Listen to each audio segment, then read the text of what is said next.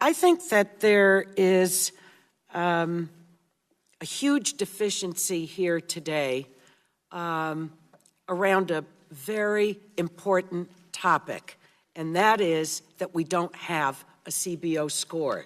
This is not something small or insignificant or some picky point just to be made.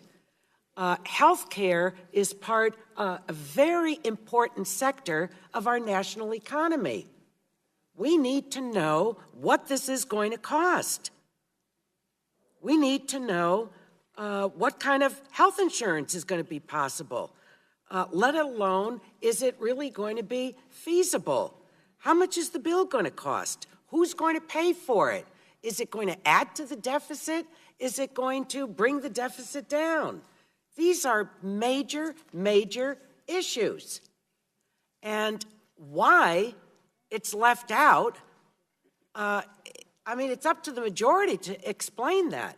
You either don't care about it or you're worried what it's going to bring out. I don't know, or I have a sense of it. But I want to reiterate for the record how essential it is to have the CBO score. You've been harping on this for almost 7 years. You can't wait a couple of weeks for the CBO to score your ideas? There are lots of promises in this, but I think that we're missing major facts. Less than 48 hours ago, this plan was unveiled to dismantle what is our healthcare system in our country. This isn't any small issue. And the words in these proposals, if they are to become law, walk right into people's lives. They walk right into people's lives.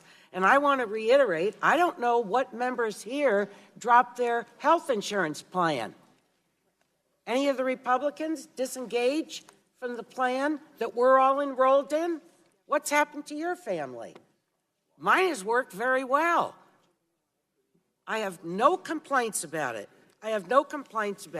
So I'll say once again, if it's good enough for members of Congress, it should be good enough for our constituents.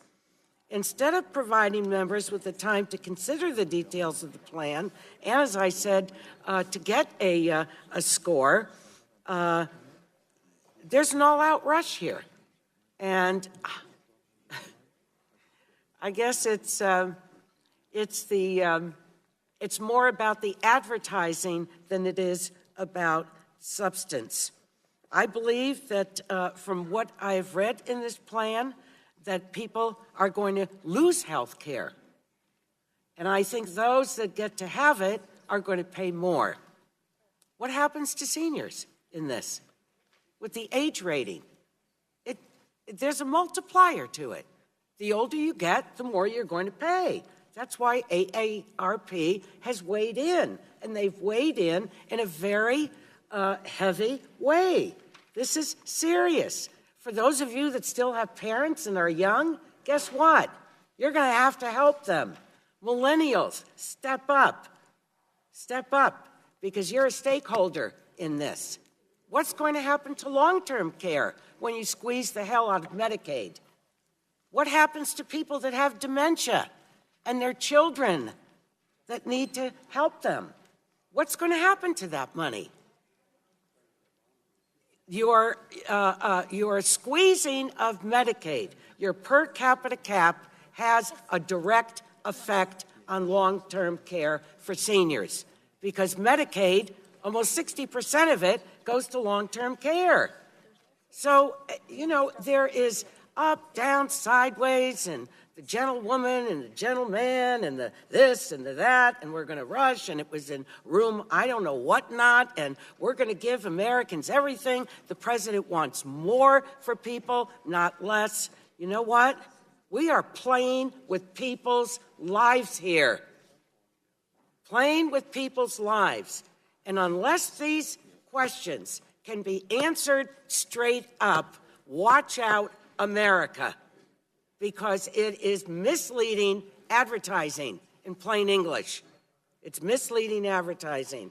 So Gentlelady's time. Mr. Chairman, I regret that expired. you've scheduled this to rush it. No CBO score on Gentlelady's this. time has and the hurt that's awaiting the American people is of Chair. huge concern and should be everyone's. Chair recognizes.